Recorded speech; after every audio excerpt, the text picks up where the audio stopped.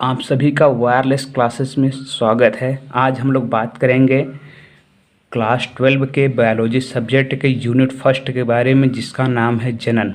जनन के अंतर्गत आज हम लोग पढ़ेंगे अध्याय फर्स्ट जिसका नाम है जीवों में जनन। जीवों में जनन। आज हम लोग सबसे पहले किस टॉपिक के बारे में बात करेंगे? जीवों में जनन।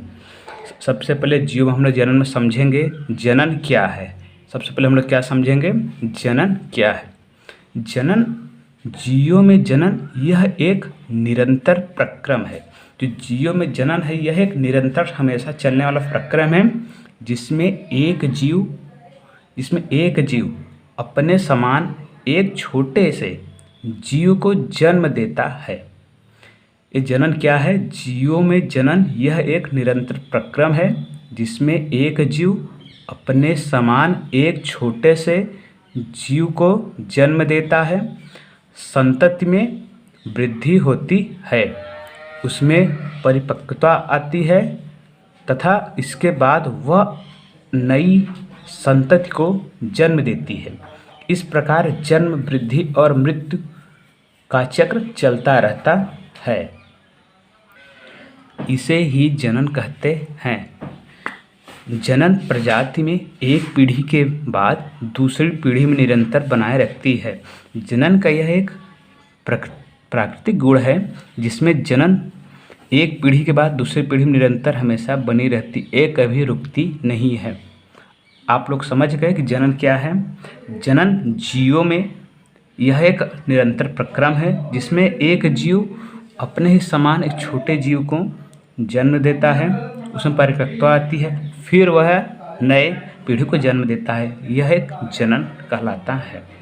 आइए समझते हैं जनन के प्रकार। जनन के प्रकार मतलब जनन कितने प्रकार का होता है। आइए समझते हैं जनन कितने प्रकार का होता है। हम लोग जानते हैं कि जनन दो प्रकार का होता है। पहला आता है अलैंगिक जनन, दूसरा है लैंगिक जनन। जनन कितने प्रकार का होता है तब हम लोग बताएंगे। जनन दो प्रकार का होता है। पहला है अलैंगिक जनन, दूसरा है लैंगिक जनन। आइए हम लोग समझते हैं कि अलैंगिक जनन क्या होता है। तो हम लोग बात करेंगे कि अलैंगिक जनन क्या होता है। तो अलैंगिक जनन में केवल एक ही जीव द्वारा अलैंगिक जनन में केवल एक ही जीव द्वारा संतान उत्पन्न करने की क्षमता होती है। इसके परिणाम स्वरूप जो नई संतति उत्पन्न होती है वह अपने जनक के एकदम समान होती है। आइए हम लोग समझते हैं जनन क्या है। उसके बाद हम लोग समझ रहे हैं अब अलैंगिक जनन के बारे में। अलैंगिक जनन में हम लोग ने पढ़ा कि अलैंगिक में सबसे पहले एक ही जीव द्वारा संतान उत्पन्न करने की क्षमता होती है। इसके परिणाम स्वरूप जो नई संतान उत्पन्न होती है वह अपने जनक एकदम समान होती है। उदाहरण के तौर पर हम लोग बात करें तो ईस्ट में अलैंगिक प्रजनन होता है, जो इसका सर्वोत्तम उदाहरण है। आइए हम सब लोग ईस्ट में अलैंगिक प्रजनन को समझते हैं।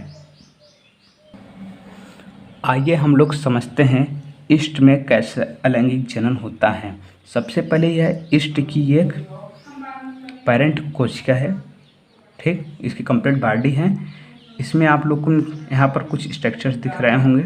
इसमें उसका बाद यह जब अपना जनन स्टार्ट करता है तो सबसे पहले हम लोग देखते हैं एक उसके ऊपर एक छोटा सा उभार आता है, और इसका जो शेप है कुछ आंट के आकार का हो जाता है।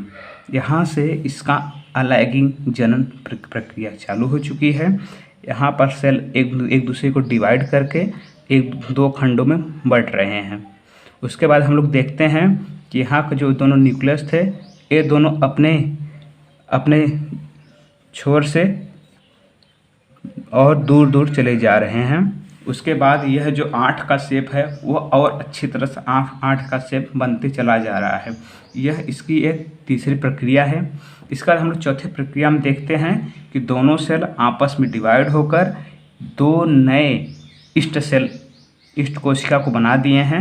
उसमें सारा विभाजन एक अच्छी प्रक्रिया में हो गया है। यहाँ पर दोनों में एक दूसरे के समरूप दिख रहे हैं। यह एक अलैंगिक जनन का सर्वोत्तम उदाहरण है। अब हम लोग बात करते हैं लैंगिक जनन की। लैंगिक जनन के अंतर्गत एक से जीव रहेंगे, लेकिन विपरीत लिंग वाले रहेंगे। एक जीव मेल रहेगा, दूसरा जीव फीमेल रहेगा। जीव में नर और मादा का युग्मक का निर्माण होता है उनमें अलग अलग। यह युग्मक आपस में मिलकर युग्मज मतलब जाइगोट का निर्माण करते हैं। इस निर्माण के बाद अब नए जीव का निर्माण होता है। यह एक जटिल प्रक्रिया है। लैंगिक जनन यह एक जटिल प्रक्रिया, धीमी प्रक्रिया, इसमें समय लगता है। नर और मादा युग्मकों के युग्मन से जो लैंगिक जनन उत्पन्न होता है, उसके परिणाम स्वरूप जो संतति उत्पन्न होती है वह अपने जनकों के समरूप नहीं होती है। वह अपने जो पेरेंट्स होते हैं उनसे भिन्न होते हैं, जैसे कि हम लोग अपने पेरेंट्स से देखने में भिन्न हैं। ऐसा एक लैंगिक जनन का अच्छा उदाहरण समझ सकते हैं। उदाहरण तौर पर हम लोग देखते हैं कि अपने आसपास पड़ोस में जितने भी हम लोग चक्री फसल देखते हैं, जैसे कि गेंदा का हो गया, धान का, गेहूं का, उस नारियल का, आम का, इस सब में लैंगिक जनन होता है। इसमें इस लैंगिक जनन में जीव एक निश्चित प्रक्रिया में पैदा होते हैं, उसमें वृद्धि होती है, उसके बाद उनकी मृत्यु हो जाती है। यह प्रक्रिया हमेशा चलती रहती है।